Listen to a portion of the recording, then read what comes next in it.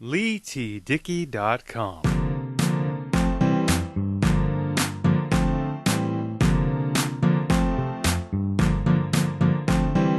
What's going on, everybody? Leigh Dickey here. Welcome to a brand new episode of the Beats and Speaks podcast and a new episode within the Star Wars miniseries right here on the Beats and Speaks podcast. This week, I am joined by Cameron Boozarjomehri, the host of Sweating the Small Stuff, a show where they take science and your favorite moments of pop culture, marry them together to give you a fantastic, entertaining, good time, audio-filled baby. To find out more about Cameron and his show, Sweating the Small Stuff, go to smallstuff.show, link in the description. And of course, Cameron joins me this week to talk anything and everything Star Wars. Favorite movies, favorite moments, what he thinks of the Disney takeover, whether Yoda is the greatest teacher of all time, and everything in between. Cameron, thank you so much for reaching out and coming on the Beats and Speaks podcast. It was a real pleasure to have you. If you ever want to do another episode, please don't hesitate to reach out, and please do. My inbox is always on and my door is always open. There will always be a spot for you here. But now that you know all that there is to know about my guest and where to find him and his show, Sweating the Small Stuff, go to smallstuff.show. By the way, link in the description, and check out his podcast as well.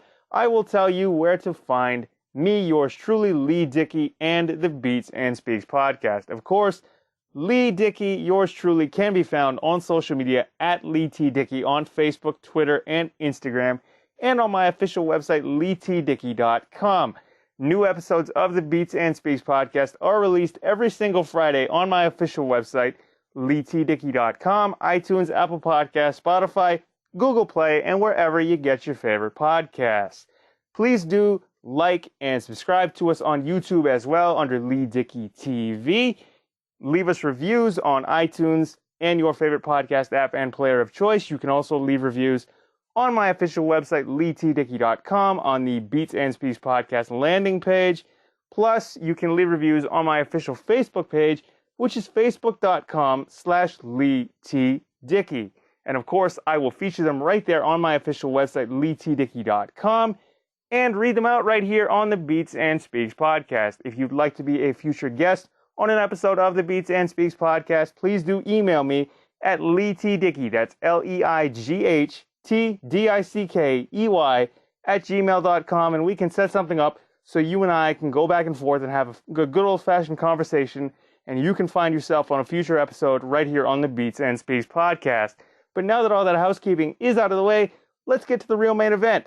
My interview with Cameron Boozarjomehri of Sweating the Small Stuff to talk everything Star Wars right here on the Beats and Speaks podcast right now. Hi, I'm Cameron Boozarjomehri, host of the popular podcast Sweating the Small Stuff, and I have the great fortune of being on this week's episode of Beats and Speaks with Leigh Dickey. Ladies and gentlemen, boys and girls, children of all ages, and anyone else within earshot of the sound of my annoying voice, I am lucky enough to be joined today by Cameron Boozarjomehri, the host of Sweating the Small Stuff. And today we are here to talk all things Star Wars, because as you know, I have never been a big fan, and I just want to gain an appreciation for the series, the franchise, and everything that encompasses it. So, Cameron, thank you for joining me this week. Hey, it's great to be here, Leigh, and you almost got my name. It was Cameron Boozarjomehri, and I am, in fact, your host of Sweating the Small Stuff. So, thank you for having me on. Well, I appreciate the fact that you wanted to come on. You were one of the first to reach out to me, and I figured if he wants to talk Star Wars, I'll talk to anybody that wants to talk Star Wars and educate me. Well, I'll talk to anybody that wants to talk about absolutely anything. But in terms of Star Wars, I want to talk to people who are passionate about it and who follow the source material, because clearly I don't, and clearly you do. And I apologize for getting your name wrong. People have been doing that to me my whole life. I have a 13-letter last name with a hyphen in the middle, and it's just sort of like people point at it and go, "Hey, that's you, right?" Instead of actually trying to pronounce it, just, yeah, let's go. I'm the guy you're looking for. That's exactly my problem, too. My name is, in fact, 13 letters long, and it has a hyphen in the middle, so, there's some brotherhood there. We are kindred spirits from just opposite ends of the world, I guess. Sounds like it. But But without further ado, throw us into this mix. yeah, so you're the host of Sweating the Small Stuff, and you're a fan of Star Wars. What is, in your opinion, educate me and my audience, like what is, in your opinion, the draw of Star Wars? What is it that kind of sucked you in and drew you into the franchise? So there were two moments where I got sucked into Star Wars. When I was little kid Cameron and the prequel trilogy had not come out yet, I remember just seeing like Luke Skywalker running around, fighting the Death Star, fighting Darth Vader. And what set it apart for me is like before this, I couldn't remember any like intergalactic space level threats. Like it was you had some superhero, you had some secret agents, some just random junk that was happening to someone on Earth or that affected Earth. But this was there's like a giant thing out there running around blowing up planets and a dude with a super cool looking sword that is made out of just like light and fire is running around stabbing people. And so this is some next level stuff. This is the big game, and that's the story you want to follow because the stakes are so high. Well, I mean, who doesn't want to go to a movie and see things get blown up real big? Granted, like I'm not gonna lie, it seems like it would have been something I would have been into, but for some reason, I couldn't get into the idea of the franchise and how it was set. I think I remember hearing something or seeing something, whether it was like some sort of entertainment network special or like a documentary of some sort, where the pitch to Star Wars was basically George Lucas going to, I'm not sure whether he went to anyone else before he got to Fox, but the pitch was basically, it was kind of an old timey Western film, but it was set in space with basically the space theme. So that's actually the crazy thing about the origin of Star Wars, and I'm going to say this is actually an excellent segue into what my show is. So for any of you who are not familiar with Sweating the Small Stuff, we like to give you a brief introduction to the science, stories, and misconceptions lurking behind your favorite pop culture moments. And there is like no piece of IP out there that's more chock-a-block full of these opportunities than Star Wars because every beat along the way is this like cacophony of like how did this get made? The first thing is George Lucas is pitching Fox on a story that was originally almost twice as long as the final movie that showed up in theaters. That the original story was super long and went through many, many revisions. He constantly workshopped it. He constantly pinged ideas off of people, while at the same time doing a really amazing job of keeping it well guarded. And he took lots of inspiration. Like the Jedi was supposed to be based on samurais, where they had like very slow but careful strikes at each other. And then the bombing run was based on, I think it was the Great Raid, where there's an old World War II movie where it's based on an actual event where they're blowing up a dam. And so instead of the trench run, they actually had to fly down deep into this valley and drop a bomb that would skip along the water and hit the dam and blow up the dam, helping them defeat the Nazis. And that was the trench run at the end of Star Wars. Like there's so many beats based in our own history that show up in Star Wars that I think, despite how outlandish and wild it sounds, they have an incredible way of drawing you in because everything is in space and it should feel unfamiliar, but it's still familiar to you. Yeah, because it's kind of, well, I mean, other than it being in space, it seems that it's sort of, it takes images or events from home and then just throws it into the stars, so to speak. Yeah, and that's kind of the funniest thing is a lot of the great stories that we love are stories that we're familiar with in a context that is foreign to us. And because there's something there that you can grasp onto, it makes it really easy for you to want to become invested in the world. Like you don't need that much, you just need that little hook. Yeah, so what, like, aside from like all the space stuff and the fact that like it's such a big, like it's set on such a big scale, is there a specific moment or a specific point in any of the films that you can fondly remember being like you just sitting, I say, on a couch or on your living room floor watching the movie where you're just like, you know what, this is probably one of the greatest things I've ever seen. So, and actually, I have to point out that this goes back to what I said earlier, where I said I fell in love with Star Wars twice. Hmm. Because the first time I saw it, and I thought, wow, this is some cool stuff in space. But as you grow up and you pay attention to like what is a Death Star, what are Star Destroyers, why is any of this stuff anything, and especially when you're exposed to lots of science and technology, there's a part of your brain that's like picking at you and saying like, this doesn't make sense. I shouldn't be able to hear starfighters and TIE fighters and stuff. Like little kid me was sitting in a theater when they were distributing the movies in Hmm. preparation for the Phantom Menace, and I was absolutely drawn in. But then as I grew up, and especially after the prequels came out, where they had included like Trade Federation and like governments and senators, and you're like, this is not stuff that little me or even adult me really wants to deal with in their space fantasy. And that's when I realized like this is a space. I think you described it before we started the call as an odyssey, Yeah. which might be the most perfect description. Is like there's no real science and stuff here. But It, then we go to the sequel trilogies, and despite all the plot things there, I came to realize like the way technology and civilizations interact in this world adds a very interesting new layer that drew me back in to the entire Star Wars universe. And I was already familiar with it because of the books. Like I mhm. had briefly read some of the extended universe lore before Disney threw it all out the window, but like As especially Disney Boba tends to do. Fett. You know exactly what's up, man. Yeah. Just kind of like, well, we bought it now. What do we do with it? Pump it Exactly. out till people are sick of it. Sure, they're already sick of Exactly. it. Just keep pumping it out. It's a giant cash cow. Who cares?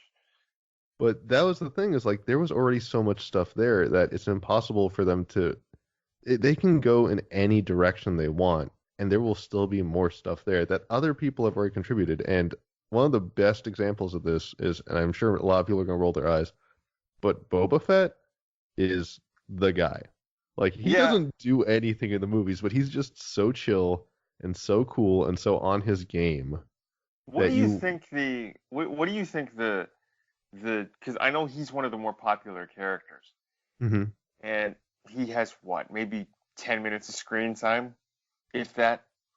Like, Yeah, like he does almost nothing on screen. He basically does a big trick to get Han Solo, and he does a big trick to almost get Luke Skywalker, and that's I think that's kind of the mystique of the character is you can always show us what they did, but if you can cleverly hint at the beats behind what they did and how that led to them, like they don't show us him like sweating over I don't know, documents and stuff, trying to figure out where Han Solo is. All you know is that when Han Solo tries to do his big sneaky move to get away from the Empire and Empire Strikes Back, who's the one following him?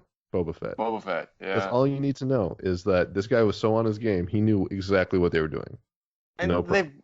they built up the mystique to Boba Fett really, really well. That like if you could walk around like any convention floor. Like I was talking to a guy yesterday who was at New York Comic Con this year and has been for the previous several years, where like if you go to any convention, I suppose, you will see people cosplaying as Boba Fett.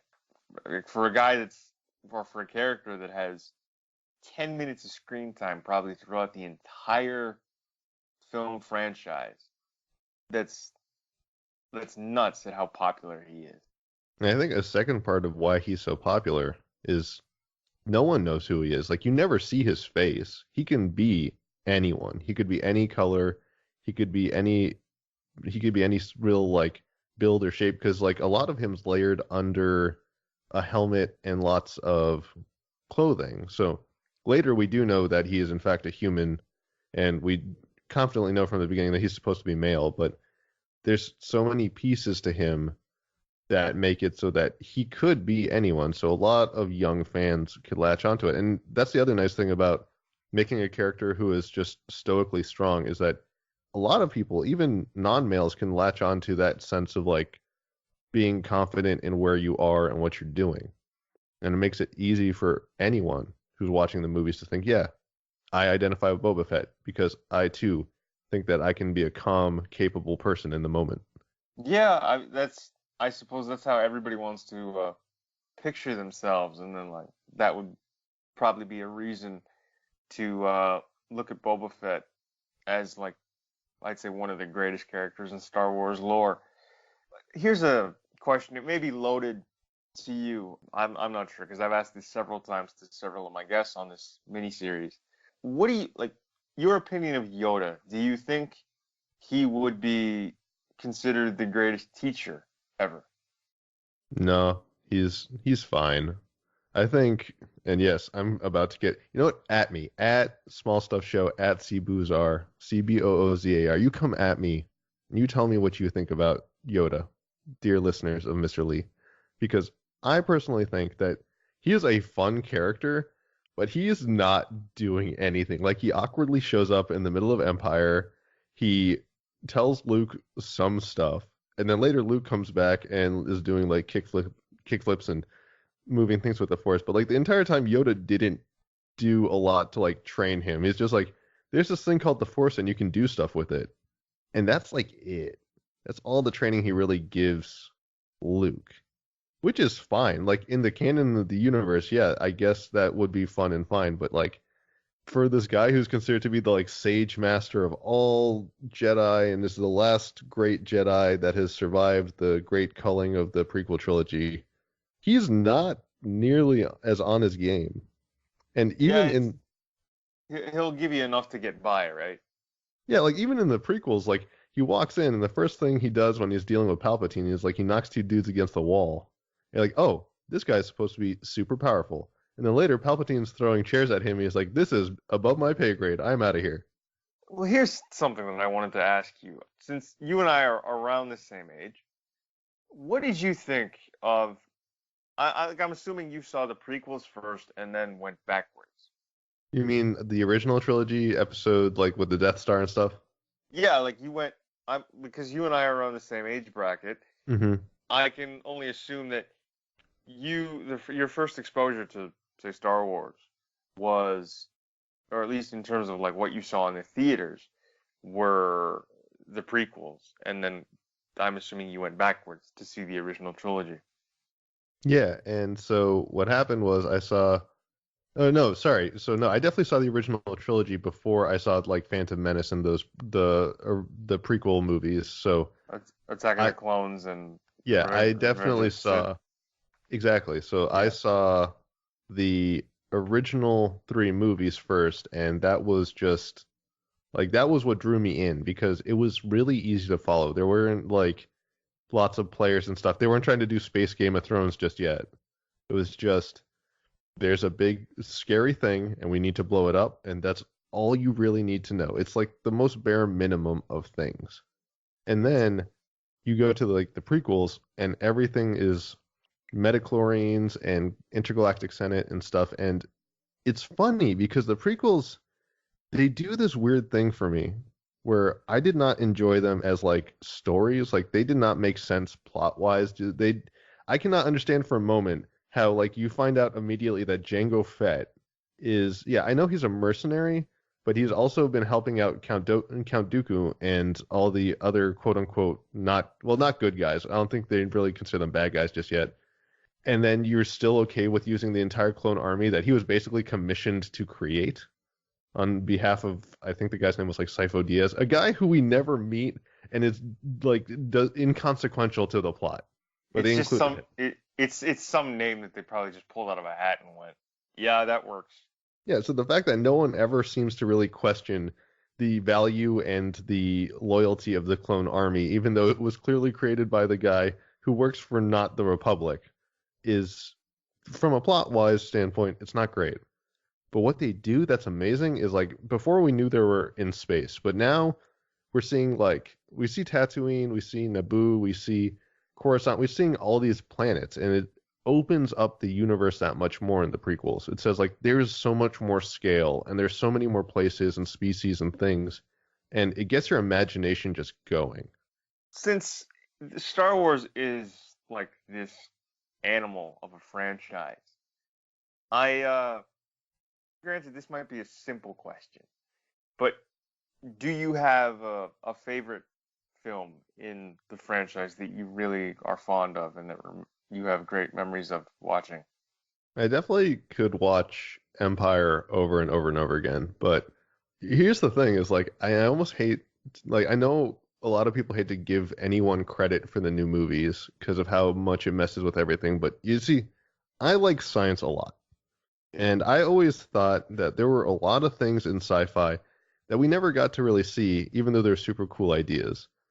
And thanks to a mix of just really out there thinking and incredible special effects and stuff, one of my all-time favorite moments of Star Wars, like I don't know how much I feel about the film as a whole, but I remember seeing this moment in the theater and losing my freaking mind was in episode 8 when the Admiral launches her ship into the super duper Star Destroyer, General Snoke's like super ship, at light speed, and it blows up everything. Like a big thing I always try to do on my show is bring in, like, Star Wars. Let me introduce you to a concept from science or physics or whatever. But this was the first time I got to see a real wild expectation of like a science experiment play out on the big screen with just a beautiful amount of artistic, I guess, creative liberties taken. So you get to see this. You get to see a very small ship collide with a very large ship so quickly that it should, like, there were a lot of different things that should happen, but no one has ever really thought about what this would be like to see something at light speed collide with something else and understand the physics of it. And to see this representation of it as a person who loves science, it blew my freaking mind. Yeah, I can only imagine.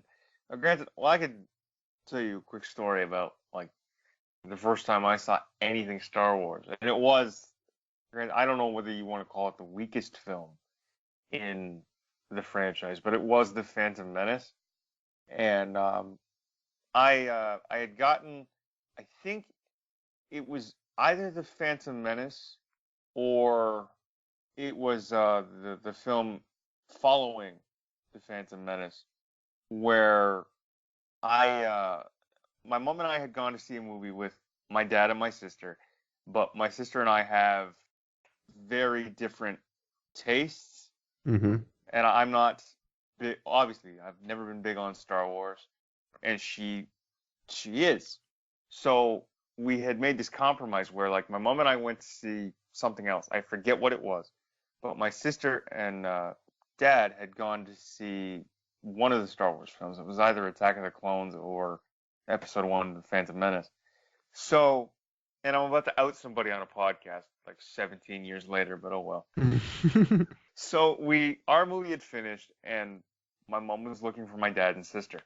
So we go up to this attendant at this theater, and she says, "Look, we're looking for a couple people, and they're in this theater, but do you know if it's ended or not?" Well, the movie hasn't ended yet, and I'm really not supposed to do this, but if you really don't tell anybody, I can let you in there, right? So we kind of just snuck in to see like the last half an hour, maybe 45 minutes of Star Wars or something like that, or what, like whichever film in the franchise that it was, Mm-hmm. to see if we could, spot them. And I think either my dad looked over and my sister looked over and they were not happy, and I was just kind of Oh, like, "Oh, my bad," But my mom being my mom, and I don't know, like I don't know, somewhere between the ages of 10 and 13. Am I really gonna like say no? We shouldn't do that, nah, man. right? Yeah, And like like, let's be honest, the guy gave me what, a half an hour, 45 minutes of a free movie. nah, I don't think there's anything to be ashamed of there. Although I'm pretty sure if I was that young, I feel like when I saw Phantom Menace, it was one of those things where like there was so much stuff on the screen happening that you could, even if you didn't totally understand, like pod racing is like, oh, this is a racing thing and it's super cool because racing. So obviously I'm going to like this. Or maybe it's like a kid blowing up an entire like space station to save all the people. Like there's little beats in Phantom Menace that I could definitely connect with as a kid, even though they introduced some wild stuff. But Attack of the Clones was like, we're gonna make a space love story that is not going to make any sense, and it's just going to come off as creepy. And anyone with half a brain watching this is going to be like, yeah, this is not okay. And so I'm, It's a yeah, space version of a soap opera. It's like space daytime TV.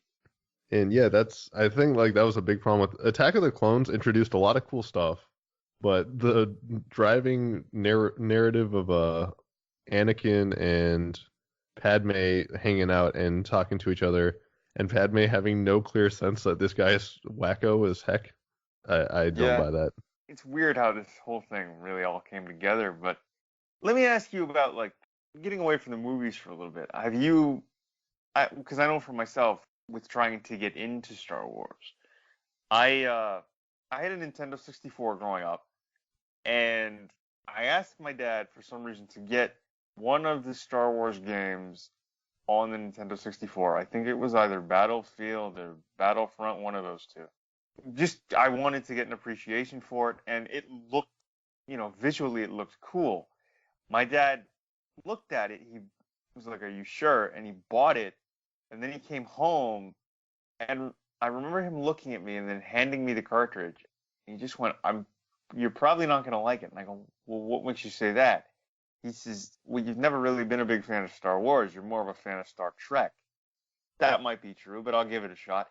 And he was absolutely bang on the money. I It was a $60 investment back in like 1997 or 98, and I barely picked it up. No, man, you must have been playing. I think there was like Shadow of the Empire or something. That's what that Um, was. I'm sorry. That's what that was. yeah, so hang on, I gotta say this real fast, and this is probably also gonna get me some heat. I love Oh Star wow. Trek. Oh my God, do I love Star Trek? I could watch. I have watched all the Star Treks shamelessly. So I get that. I totally get that people are like they for some reason think you should be one camp or the other, but I don't really get why you need to pick one or the other.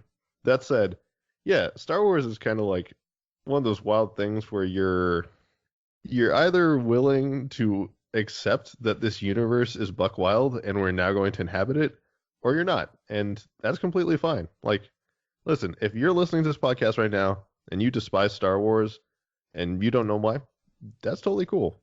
I'm not going to come to your house and try and convince you otherwise. That's your personal taste and you live your life. I just happen to really love it because it's like when you strip away all the wild stuff they keep trying to add to it, it's just a nice, simple, like, these are good guys, these are bad guys. You can shut your brain off for 2 hours and get somewhere. Yeah, it doesn't have to make sense. You're suspending disbelief. It's a movie for all intents and purposes, for all intents and purposes. But let me, can I ask you? Like, I'm assuming that you've seen all of the films up to this point, Mm-hmm. whether they were the remastered or the original ones, because I know they put the original trilogy back out in theaters to hype up for the Phantom Menace, and I had completely forgotten about that before somebody had mentioned it to me on an earlier podcast. But how do you feel about aside from Disney being Disney, and I'm not going to say that Disney ruins everything, so I hope the House of Mouse isn't hearing this and they want to, stick their blue-haired lawyers on me. Let's not do that, okay? Because you have more money than I could ever hope to have, considering that you gave George Lucas about $4.5 billion to basically retire and go away. Let's face it, if anybody had done the same thing to me, I'd have been like, yeah, sure, it's all yours. You can take it. Mm-hmm. But with Disney being Disney and them taking over the Star Wars franchise, like what is your opinion of the Disney centric Star Wars films? So there are two ways to understand what has happened. And because we are sweating the small stuff, I'm going to bring some of that unknown theories and misconceptions into this conversation because I love to do my weird amount of homework in my free time. When you look at Star Wars as what they've been doing versus what George Lucas did with the prequels, like you have to understand it in the context of the original trilogy. The original trilogy comes out, and George Lucas's original idea finds its way into the trilogy, but after a lot of editing and other people handling it, it becomes the stories that we actually know and love now. So when George Lucas took back creative control to make the prequels, he introduced midichlorians and a bunch of other wild stuff that no one who enjoyed the original trilogy could really understand fit into the larger Star Wars universe. Like he's suddenly introduced all this stuff, and you're like, "What are you talking about? What are midichlorians? You can't just drop a bomb like that on us." And so when Disney acquired it, George Lucas had a plan for what he wanted to do for the sequel trilogy. He knew he wanted this to be a 9-movie series with prequels, Hmm. sequels in the middle. And he was going to double down on this midichlorians microverse thing because the bigger story of Star Wars is there's something called the Wills. It's like this kind of force. And I know what you're thinking, Cameron, the force is already a thing in Star Wars. Yeah, but apparently it's like this. If you could think of the universe as a guitar, these are the guys who actually play the guitar, and they're called the Wills. And that was going to be like his big like plot thing. It wasn't going to have anything really to do with these human level elements. It's going to have to do with the fact that throughout the cosmos, these things that are smaller than microscopic somehow control the entire universe at scale, and there's like no concept of free will and like a bunch of stuff that people who already did not like midichlorians were not going to get jazzed about in the sequels. So I appreciate why Disney wanted to do a real sea change on where that plot was probably going to go. It's something a little different. You're just going Yeah, like, we have it now. We gave George Lucas a bunch of money, so that said, he can do whatever he wants. We're just gonna tweak things to our audience liking. That's such a Disney trait, though. You're just like, thanks for all your franchise and all your hard work. We're just gonna be over here doing our own thing with your baby, so to speak. but that was the problem with Disney was like they went backwards and they did what was safe because a common thing you'll see in Hollywood, and I know a lot of people will point to it more now than previously, but there are certain things that Hollywood knows will work. And they know that the original Star Wars was a knockout, breakout hit. And Yep. so when they released Episode 7, they're like, here's just all that nostalgia back for you. It's a new story with new main characters, but you're still going to get the Millennium Falcon. You're still going to get Luke, Leia, and Han. All those original beats are still going to show up because they know people love that and people will turn out and pay money to see that. And then that kind of became the problem. It was like they realized like, yeah, Harrison Ford, Carrie Fisher, and Mark Hamill are old now, and they can't go off doing their like wild trotting adventures like they used to. You kind of need new people to fill in the gap, and I think they spent too much time playing to our nostalgia to really Yeah. give us a new story, and that's They why a lot of people are upset. Is like they keep playing it safe instead of trying. they tend to, well, I think that's another Hollywood trait where it's like, well, nowadays anyway, because everything that you and I grew up with is new again. It's almost like that old Peter Allen song. If you haven't heard of it, I would look it up. It's everything old is new again, where they just keep getting these reboots, these remakes, these sequels, or like you could take a franchise like Star Wars and slap its title on whatever, and you have to, this, it's sort of, we could slap that title on whatever you want to call it, and people will go see it because it's got the Star Wars name on it.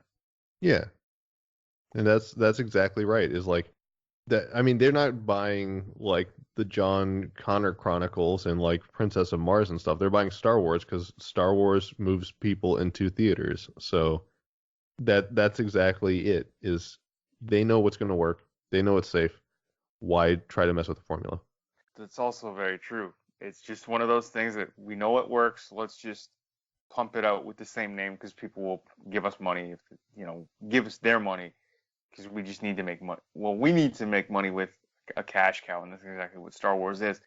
As we wrap up here, I just want to ask you a couple questions. Hmm. So, with the Rise of Skywalker coming out at the end of the year, are you going to see it as like from the point of view of a fan and wanting to see it, or is it more of I'm gonna go see this movie because it's a Star Wars film and I've seen them all? I'm probably just going to see it because I like there are two parts of me. Like I said before, man, there's that little kid who knows Star Wars and is like, I want to see Luke Skywalker stab some stuff with a lightsaber. And then there's the older me that's like, I've invested in this so long, I gotta see how it ends. I gotta see what they do to all my favorite characters and heroes. Fair enough. I mean, after all these interviews in this Star Wars miniseries, I may very well go see. I may very well sit through my first full-length Star Wars film with The Rise of Skywalker. I don't know how much of a wise decision that is, but Cameron, I want to thank you for coming on the Beats and Speaks podcast. I really appreciate it. And if you're on social media, where can people find you? So you can find me, Cameron, at cboozar. That's CBOOZAR. Pretty much anywhere there's social media. You can find our podcast, Swing the Small Stuff, at Small Stuff Show. And I would encourage you to check out our website, smallstuff.show, because, I mean, we keep all our episodes there. And if you ever want to get in touch with your interesting ideas that you think would make for a great episode, please do let us know, because we're always looking for really cool, really out-of-the-box ideas to introduce to you based on things that you are already familiar with your favorite pop culture. And I want to say a big thanks to you, Leigh, for having me on the show. I know we had some technical difficulties earlier, so I really appreciate your patience, and I'm really glad that I got to come on here and share my piece and talk to my kindred spirit, my brother from Canada. Well, I appreciate the fact that you wanted to come on the show, and I appreciate your patience because the technical issues were mainly on my end. Love that Canadian Wi-Fi. But I appreciate the fact that you wanted to come on the show and educate me and my audience about Star Wars. So, Cameron, thank you. Keep in touch. If you ever want to come on the show again, my inbox is always on, and my door's always open, and hopefully my Wi-Fi will work and my old laptop will decide that it wants to play along again. All right. Well, thank you so much, and yeah, I guess I'll talk to you next time, man. We will catch you down the road, my friend. Thank you very much for coming on the show. Well, there it is. There you have it. There you go. My interview with Cameron Boozarjomehri, the host of Sweating the Small Stuff. More information can be found at smallstuff.show. Cameron, of course, joined me this week to talk everything Star Wars right here on the Beats and Speaks podcast. It was a real pleasure to have Cameron on. So Cameron, thank you again for reaching out and coming on the show to educate me and my audience and just gush and talk about your fandom of Star Wars. It was a real pleasure. So thank you once again. If you ever want to come back and do another episode, please do reach out. My inbox is always on and my door is always open, and there will always be a spot for you here. And again, to find out more about my guest Cameron and his show Sweating the Small Stuff, where they take science and your favorite moments of pop culture and marry them together to give you an entertaining, fun-filled, good time audio baby, go to smallstuff.show, link in the description. And of course, thank you all once again for listening to another episode of the Beats and Speaks podcast.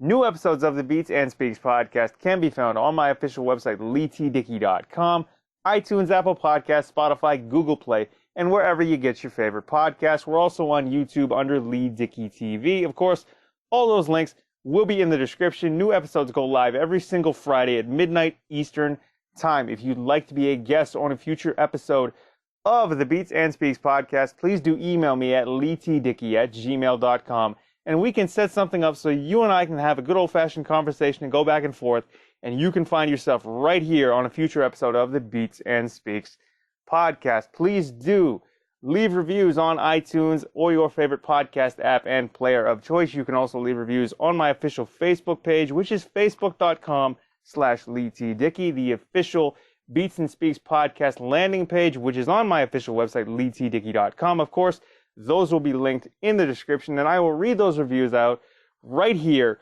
on the Beats and Speaks podcast, as well as feature them right there on my official website, leightdickey.com. Of course, please do rate us 5 stars, because that helps us climb in the rankings, which helps us produce more episodes and more content for you guys, because I love you guys and love producing the Beats and Speaks podcast. But thank you once again for joining me this week and listening to another episode of the Beats and Speaks podcast and another episode within the Star Wars miniseries right here on the Beats and Speaks podcast. Thank you once again to my guest, Cameron Boozarjomehri, host of Sweating the Small Stuff. Go listen to his show. Go check him out at smallstuff.show, link in the description. But that's it for this episode of the Beats and Speaks podcast. Please do comment, like, share, and subscribe, and we will see you all and talk to you all next week with a brand new episode of the Beats and Speaks podcast. Your host, Leigh Dickey, signing off. We'll talk to you soon. Peace.